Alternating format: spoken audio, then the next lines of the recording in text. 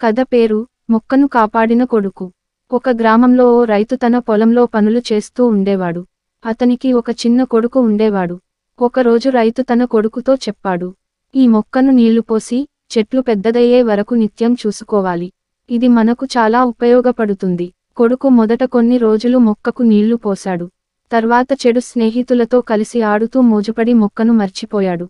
కొద్ది రోజుల్లో మొక్క కుళ్ళిపోయింది. రైతు ఇది చూసి చాలా బాధపడ్డాడు. కొడుకును పిలిచి అడిగాడు, ఎందుకు మొక్కను పట్టించుకోలేదు? కొడుకు తలవంచి ఉండిపోయాడు. రైతు అప్పుడు చెప్పాడు, నీవు ఒక చిన్న బాధ్యతను పట్టించుకోలేకపోతే పెద్ద బాధ్యతలు ఎలా నిర్వహించగలవు? అప్పటి నుంచి కొడుకు బాధ్యతను అర్థం చేసుకుని నిత్యం వ్యవసాయ పనుల్లో తండ్రికి సహాయం చేయసాగాడు. నీతి: చిన్న బాధ్యతల్ని నిర్లక్ష్యం చేస్తే భవిష్యత్తులో పెద్ద బాధ్యతలు మోయలేము. ఇంకొన్ని కథలు కావాలా? చిన్నపిల్లలకు సరిపోయేలా, లేక పెద్దల కోసం మేలు మాటలతో కావాలా చెప్పండి.